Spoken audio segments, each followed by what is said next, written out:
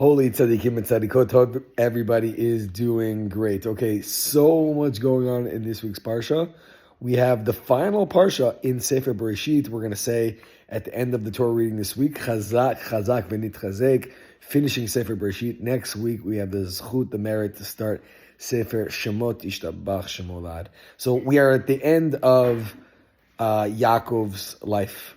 And in this very beautiful moment, Yaakov wants to bless his children.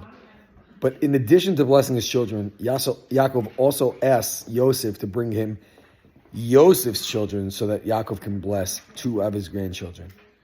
And so Yaakov blesses them, and we have the famous line, Yisimcha Elohim Efraim and Menashe, right? And this is the blessing that we give to our sons for generations to generations, right? Each Shabbat, many people have the custom, right? Not everyone, but many people have the custom to say this beautiful line, right? Yisimcha Elohim Efraim and Menashe. We bless our children to be like Efraim and Menashe. And what I want to ask is the obvious question: of all the people we can possibly bless our children to be like, what is it about Efraim and Menashe that for generations that we bless our children to be like them?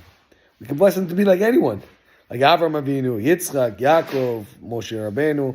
Why is it Efraim and Menashe? What is it about them? And so I think there's three beautiful answers. I would like to give you three beautiful answers.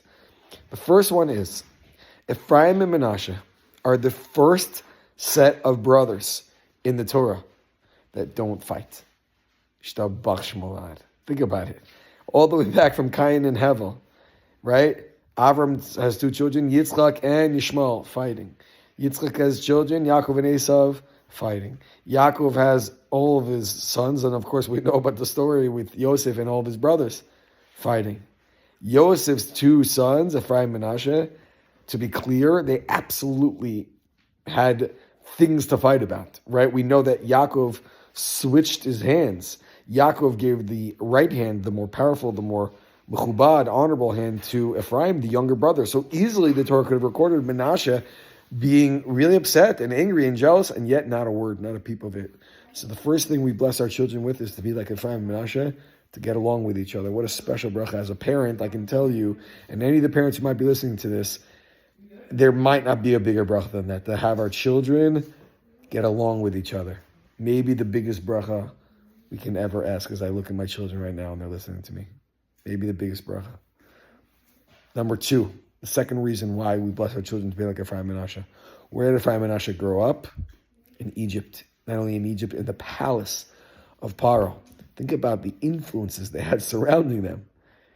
All the physicality that literally existed in the world, they had at their fingertips. So it's true they didn't have an iPhone, right? But think about literally anything they could ever want, slaves and servants and all the food and gluttony, you name it. They could have anything they want. And not only that, all of the negativity, all the let's call it non-holiness things that were going on in Mitzrayim at their fingertips. And yet, Efraim and Menashe grew up to be big tzaddikim. So we bless our children that they are not influenced negatively by the environment around them. Just like Efraim and Menashe, that they're able to hold strong to their ideals, to the Torah values, no matter what other people are doing around you. We want our sons to be like Efraim and Menashe. So number one, they should get along. And number two, they should not be affected negatively by the influences around them. And finally, reason number three. As I mentioned earlier, Efraim and Menashe are the only two grandchildren to get a bracha from their grandfather Yaakov. This was reserved for the Shvatim, for the tribes, for the sons, 12 sons. So why do we bless our children to be like Efraim and Menashe? So here's the idea. Even in their father, Yosef, Efraim and Menashe, even in their father's wildest dreams, as great as he wanted his children to be, he could never have imagined them becoming Shvatim, actually tribes of Israel. Why?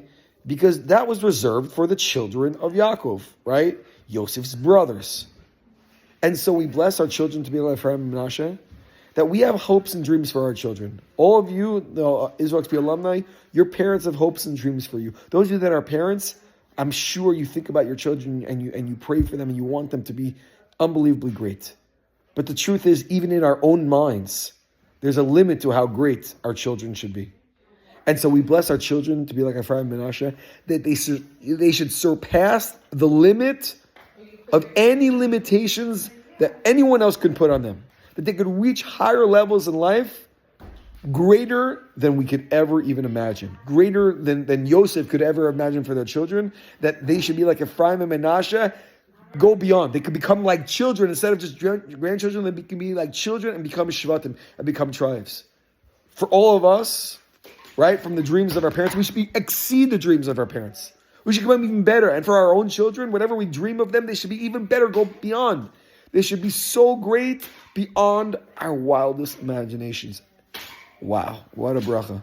What a bracha. This bracha now that we get or that we give can become so much more meaningful. Number one, that our children should get along. Number two, they should not be influenced negatively by the bad environment around them. And number three, that they should reach heights beyond our wildest dreams.